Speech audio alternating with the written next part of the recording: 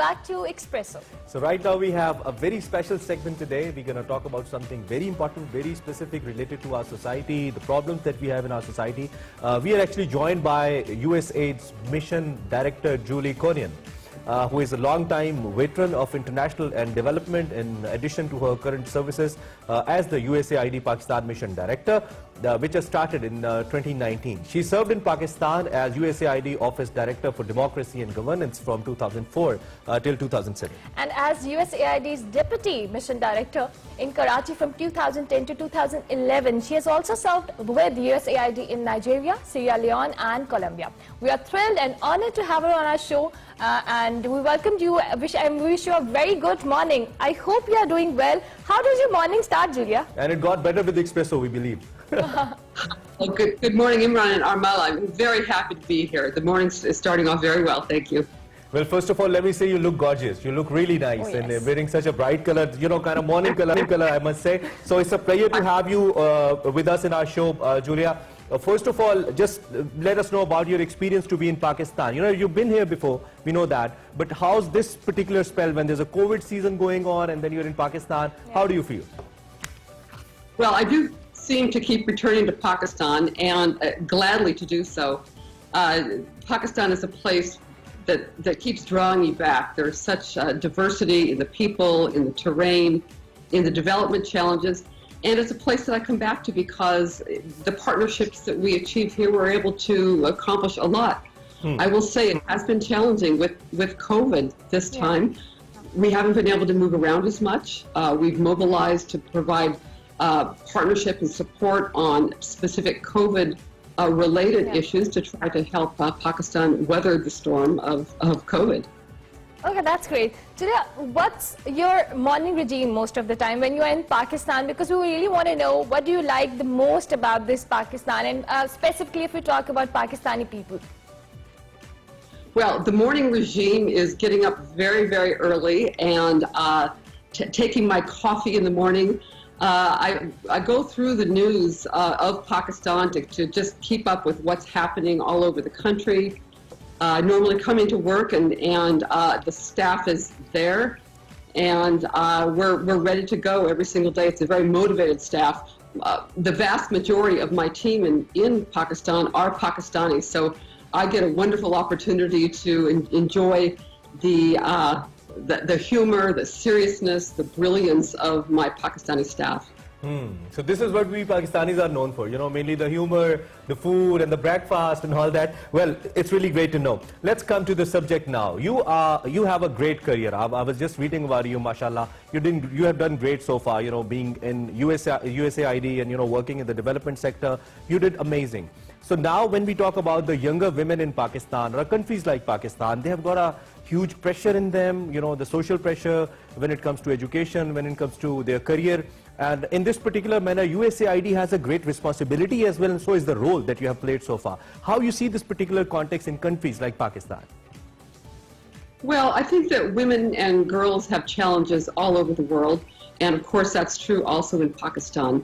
So in our development work here, in our programs that perhaps we'll talk about later, we really try to consider the specific circumstances that girls and women experience and how to help them be able to advance and achieve the dreams they have, whatever those dreams are.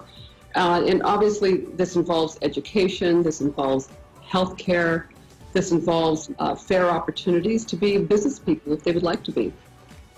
Okay, Julia, tell us about to our viewers, what's it basically USAID, who are not familiar with this kind of organization. Tell us about that. Okay, sure. USAID, or the United States Agency for International Development, is an agency of the United States government. It was started almost, or maybe more than 70 years ago now, on the idea that the world would be a better place if all of its people are healthy, educated, food secure, and able to lead dignified lives. So USAID operates with two different arms all over the world. There's an emergency response arm where these are the first responders when there's a disaster, whether it's man-made or natural disaster. Their job is to save lives. And so it's the other part of USAID is development.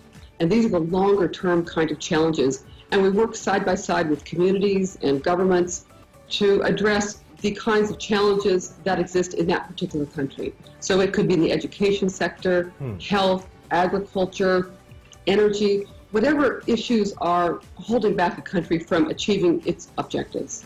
I think we've been reading about USAID, and you guys have played such a great role so far if you talk about these, underdevelopment sectors. So right now I would love to talk about this 16 days campaign which you have done curtain raiser for as well.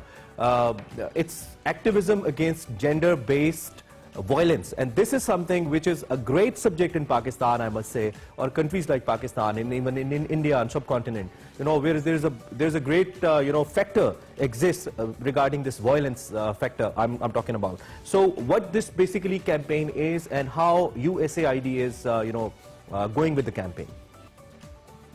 Well, let me start by saying that the 16 Days of Activism Against Gender-Based Violence is an annual event. It's a worldwide event, and it's in its 29th year. The objective of it is to put a spotlight on the broad-ranging violence and discrimination that people experience because they're women or girls.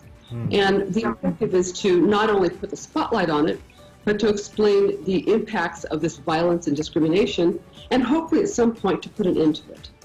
If we talk about women, why should we all be concerned about the issues of like discrimination and violence against women? Is this really important that men should think about it? I think that this is not just a women issue. This is a humanity issue. That it's something that it affects families. When there's violence in the home, it's not just the woman who experiences it, the entire family experiences it in different ways. And for example, children will be witnesses to violence in a family home environment. And probably the most heartbreaking element of their being witness to it is it normalizes it. And it perhaps sometimes gives the signal to the children that this is the correct way for people to interact. This is the correct way for men and boys to interact with women and girls. And so this has a very corrosive effect. It affects the way girls want to go to school, how they perform in school. It affects the women in the household. So it cuts off the ability for women to really feel like their voice is important and that they can also contribute fully in a way they want to their country and family. Well, I think the women in Pakistan, they have not just contributed a lot towards this particular matter that you're mentioning. With that, I think society has also got certain good examples when it comes to the females in Pakistan, but still we have a huge kind of lacking when we talk about the female and the younger women education. So you have a huge contribution towards this particular subject as well. What those contributions are and what are the future plans when we talk about the female education, when we talk about the USAID? Well, thanks for that question. Every single program that USAID designs and implements, of course, we do it side by side with communities and with government. And we have to consider the really particular issues that affect women and girls. So in the education sector, why is it that so many girls are not in school? Two-thirds of the people who are not in school now, the children who are not in school, two-thirds of those are girls. So we need to understand the familial kinds of issues that prevent the girls from going to school. We need to understand even the infrastructure kinds of factors that make it not comfortable for a girl, especially after she reaches puberty, to go to school. And so we address these things by engagement with the community. So are you somehow satisfied the steps that has been taken so far, particularly if I talk about the one of the provinces, Khyber Pakhtunkhwa, KP government? They have taken significant steps towards females education to bring the girls to the schools, and they were even offering some kind of stipends to the people, to the students to join the schools, and teachers as well. So are you satisfied somehow the actions have been so far taken by the government, in particular the provincial governments? I'm very happy with the steps that have been taken by the provincial governments. KP province, Sindh province, I've seen their work firsthand, and I'm satisfied with it. but I think none of us are satisfied with the pace of the achievement. And so we all are motivated to keep going forward to make sure that every girl who's eligible for school is able to participate.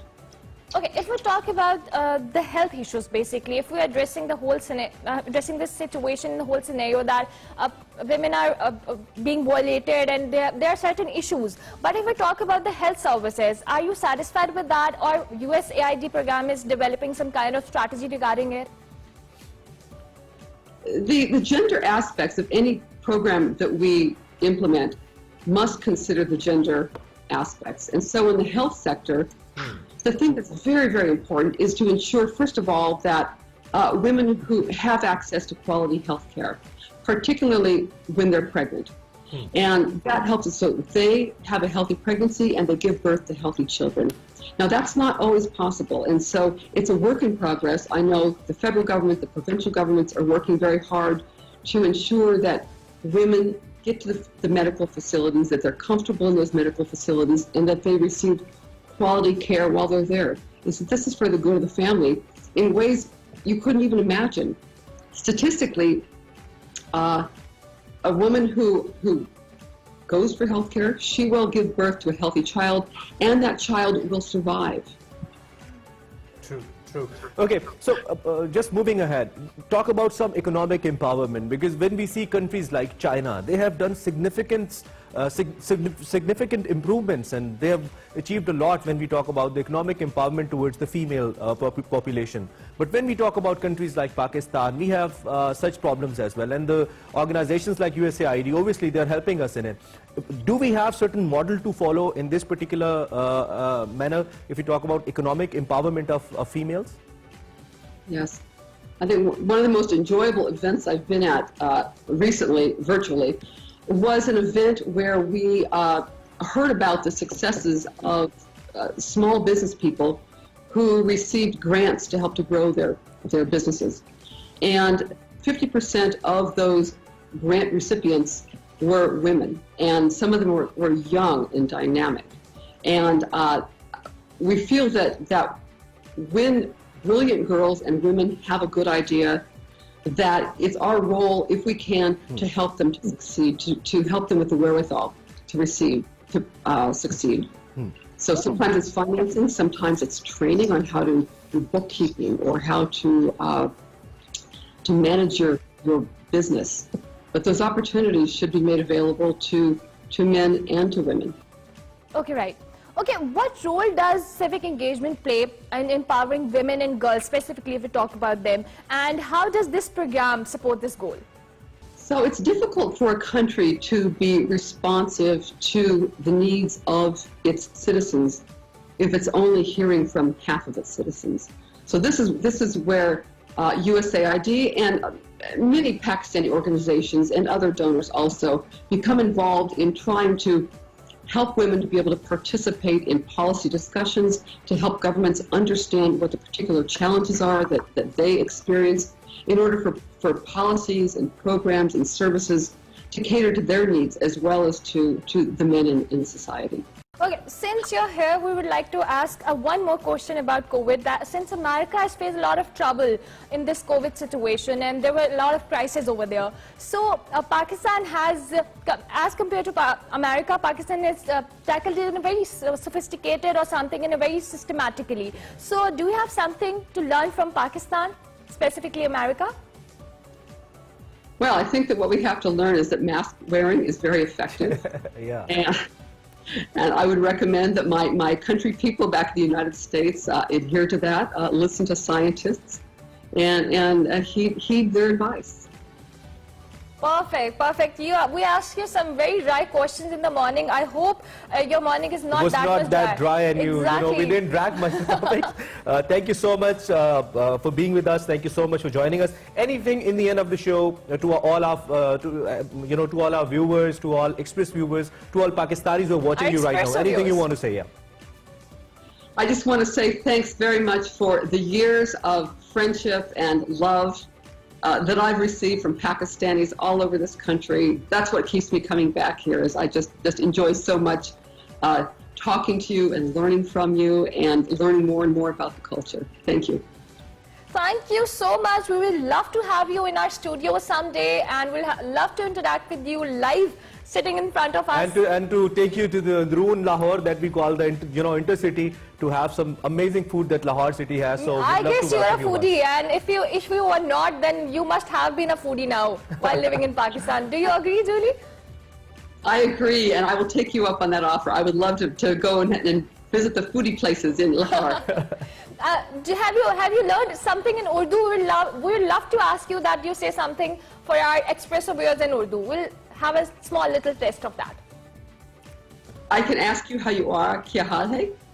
Bilkul theek hai. That's great. Thank you very much. Thank you so much for joining us. Thank you very much. Well, thank you so much, Julie, once again for being with us, and we had really some important information from your side, and the subjects that you talked about are really significant when we, talk about Pakistan. So once again, thank you so much. Thank you so much for joining. We'll take a short break and we'll be right back. Stay tuned to Expresso.